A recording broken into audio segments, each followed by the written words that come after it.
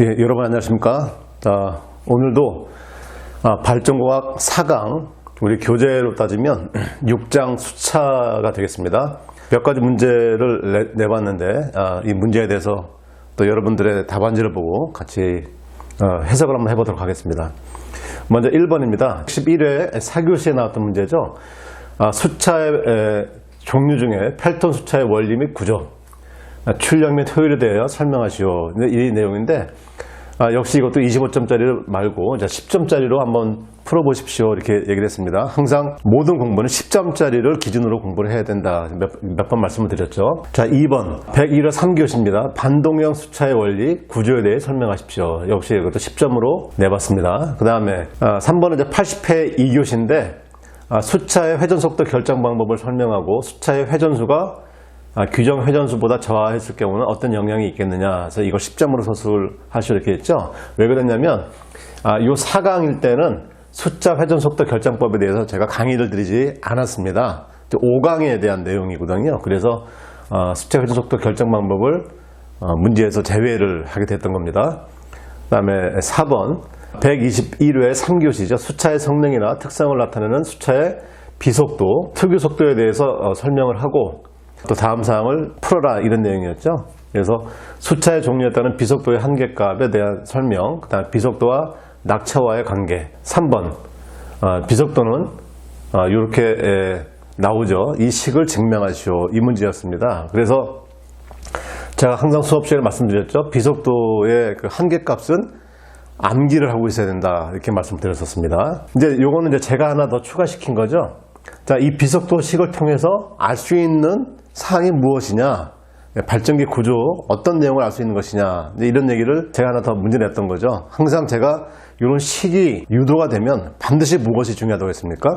해석이 중요한 겁니다.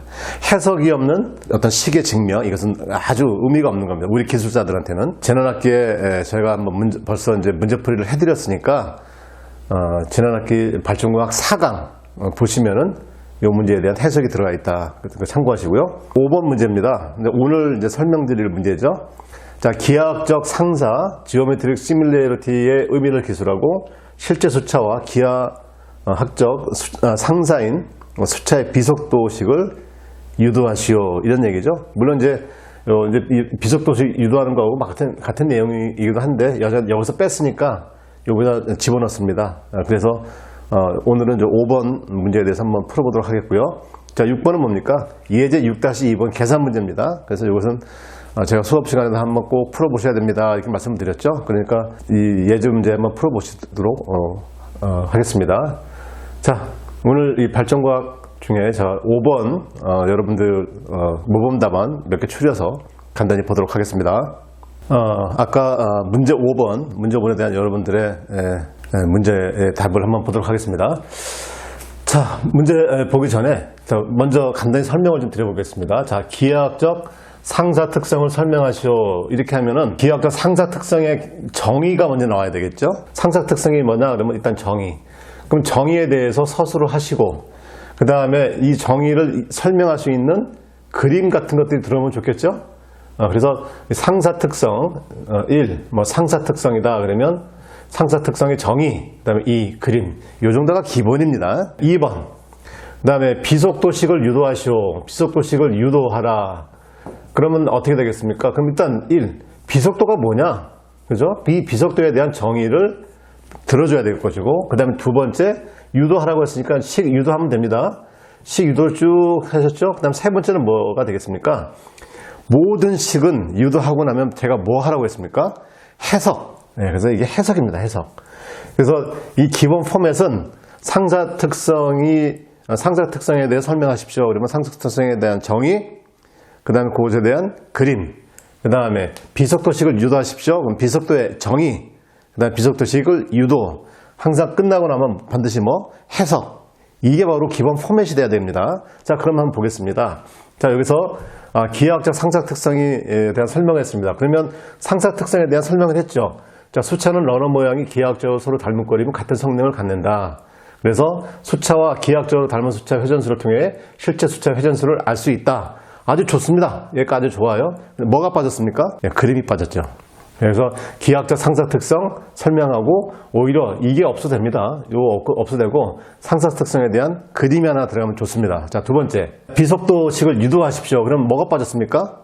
여기 정의가 빠졌습니다. 그래서 비속도식에 대한 정의를 넣어줘야 되고 그 다음에 이제 비속도식을 쭉 유도를 하는 겁니다. 그렇다고 하면 여러분들도 이거 쭉 보시면 아시겠지만 잘 푸셨어요.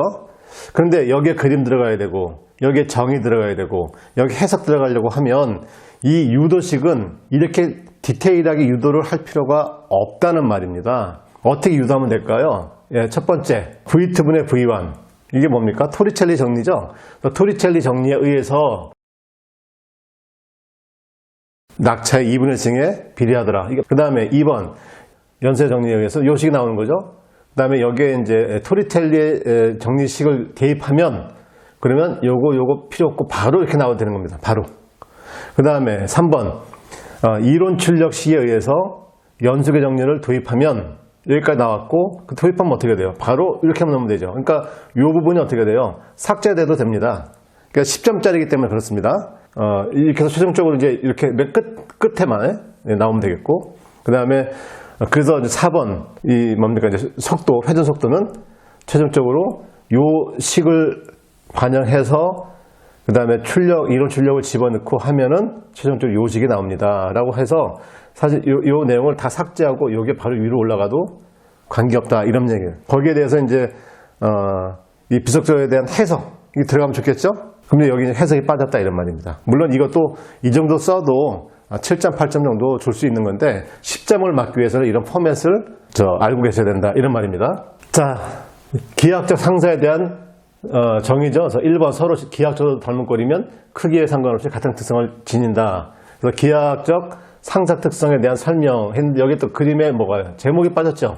자, 그림 1 상사 특성의 이해도 이렇게 적으면 되겠죠. 굳이 요 내용은 들어가지 않아도 됩니다. 예. 근데 간단하게 말로 해서 1과 2, 그죠? 1과 2에 대한 이 법례만 간단하게 적어주시면 되는 거고 그 다음에 비속도식을 유도하라고 했으니까 여기 첫 번째 정의가 비속도에 대한 정의가 들어가야 되겠죠? 정의가 빠졌고 쭉 유도를 다 하셨는데 지금 계속적으로 이렇게 끌고 오죠? 계속 끌고 오다 보니까 식이 길어집니다. 예, 길어지고 그 다음에 최종적으로 뭐가 빠졌습니까?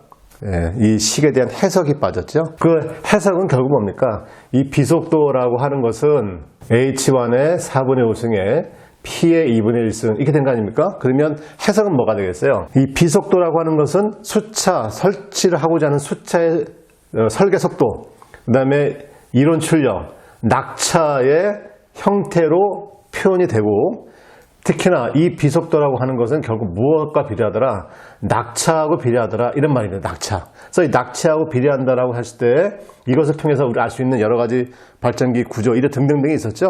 이것에 대한 간단한 설명이 필요한 거지. 그 내용이 제가 빠졌습니다. 유도하라고 하면 유도, 반드시 유도하고 나면 해석. 그게 좀 누락됐죠. 자, 역시 여기는 상사의 의미. 그래서 보면 수차론의 모양이 기하학적으로 서로 닮은 꼴이면 크기에 관계없이 같은 특성을 지니고 이 상사 특성을 이용해서 모형 숫자 비속도를 측정, 실제 숫자를 검증한다. 좋습니다. 뭐가 빠졌습니까? 예, 그림이 빠졌고요.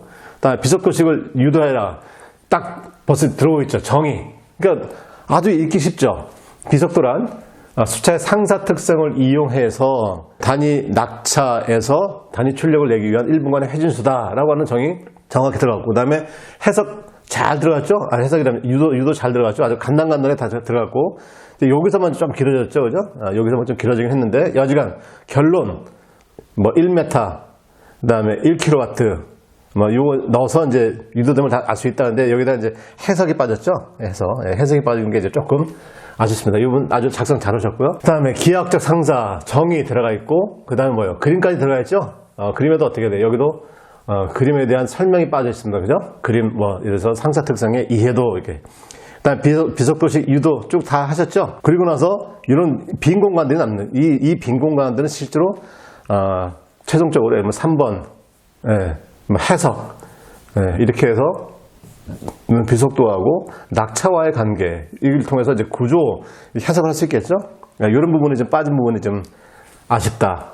이렇게 이제 보시니까 답안지를 작성을 하게 되면은 그 문제에 따라서 무엇을 원하는지를 이제 정확히 캐치를 빨리 해야 된다. 그래서 거기에 맞게 포맷을 딱딱딱 정리해야 되는 것이고, 이런 식 유도하란다고 해서 그냥 쭉 유도를 하는 게 중요한 게 아니고, 이미 난 충분히 숙지를 했기 때문에 나오면 바로 여기서 이렇게, 그 다음에 연속의 정리에 통해서 바로 이렇게 아주 간단간단하게 결론만 딱딱 적어줘도 아무 문제가 없는 겁니다. 오늘 여러분들의 답안지 잘 검토했고요. 여러분들도 잘 숙지하시기를 바라겠습니다. 여러분들 수고 많으셨습니다.